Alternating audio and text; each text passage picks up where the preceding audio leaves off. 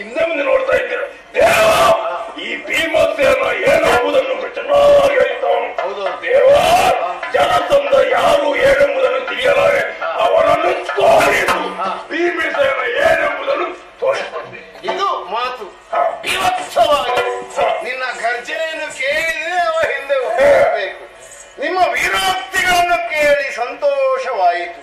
ನಾವು ಮೂವರೆಲ್ಲ ಅಸಂಖ್ಯಾತ ಸೇನೆಯೂ ನಮ್ಮೊಂದಿಗೆ ಬಂದಿದೆ. ಮಾತನಾಡುತ್ತಾ ನಾವು ತಲುಪಿದ್ದು ಗಿರಿವ್ರಜಕ್ಕೆ. ಪಂಚ ಶಿಖರಗಳಿಂದ ಕೂಡಿದೆ. ವೈಹಾರ ವಿಪುಲ, ಋಷಭ ಋಷಿ, ಚೈತ್ಯಕ, ಪಂಚ ಗಿರಿಗಳು. ಇಲ್ಲಿ ಅವನ ಆಡಳಿತವಿದೆ. ನೋಡಿದಿರಾ?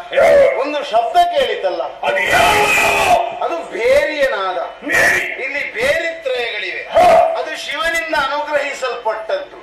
ಶತ್ರುಗಳ ಆಗಮನವಾಯಿತು ಎಂದಾದರೆ ಭಯಬೇರಿ ತಾನಾಗಿ ಬಡಿದುಕೊಳ್ಳುತ್ತದೆ. ಇದನ್ನು ಅರಿತ ರಕ್ಷಣಾ ಭಟರು ರಣಬೇರಿಯನ್ನು ಬಾರಿಸುತ್ತಾರೆ. ಆ ಕ್ಷಣದಲ್ಲಿಯೇ ಈ ನಾಡಿನ ಅರಸನಾದ ಜರಾಸಂಧ ಬಂದು ಜಯಬೇರಿಯನ್ನು ಬಾರಿಸಿದಾಗ ಯುದ್ಧದಲ್ಲಿ ಅಜೇಯನಾಗಿ ಉಳಿಯುತ್ತಾನೆ. ಹಾಗಾಗಬಾರದು. ನಾವು ಮೂವರು ಹೋಗಿ ಆ ಬೇರಿ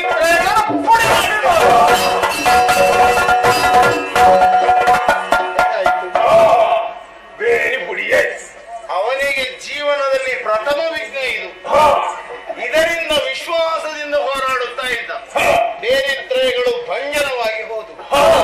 ನಾವು ಇಲ್ಲಿಂದ ಹೋಗು. ಅವನ 3 ಕೋಟೆಗಳನ್ನು ನಮ್ಮ ಸೈನಿಕರೆಲ್ಲ ನಾಶ ಇನ್ನು ನಮ್ಮ ಸೈನ್ಯವನ್ನು ಕೂಡಿಕೊಂಡು ಹೋಗುವುದಲ್ಲ. ಇವರೆಲ್ಲ ಇಲ್ಲಿಯೇ ಬಿಡಾರದಲ್ಲಿ ಇದ್ದುಕೊಳ್ಳಲಿ. ನಾವು ಮೂವರೇ ಹೋಗಬೇಕು. ಹೀಗೆ ಹೋಗುವುದಲ್ಲ. ನಾವು ಕ್ಷತ್ರಿಯರ ಹಾಗೆ ಹೋದ್ರೆ ನಮಗೆ ಪ್ರವೇಶ ಸಿಗ್ಲಿಕ್ಕಿಲ್ಲ. ಪ್ರವೇಶ ಮಾಡಬೇಕು. ವೇಷ ಸುಲಭದಿರುವುದು ಬ್ರಾಹ್ಮಣರು. ಅದು ಸ್ನಾತಕ ಬ್ರಾಹ್ಮಣರಂತೆ ಮೂವರು ಅವನ ಆಸ್ಥಾನವನ್ನು ಸೇರಿಕೊಳ್ಳುವರು.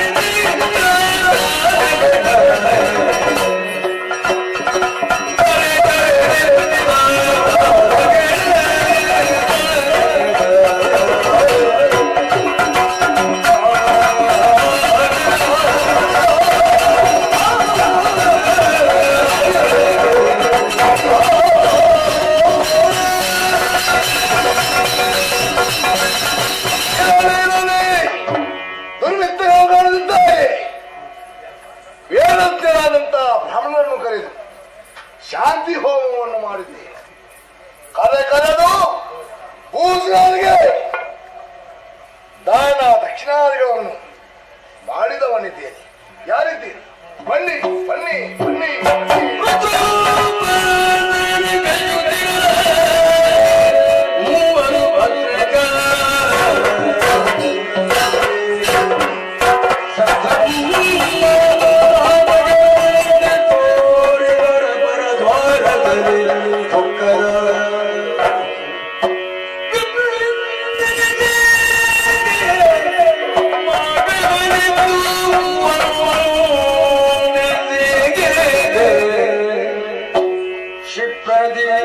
ಮಧುಪರ್ಗ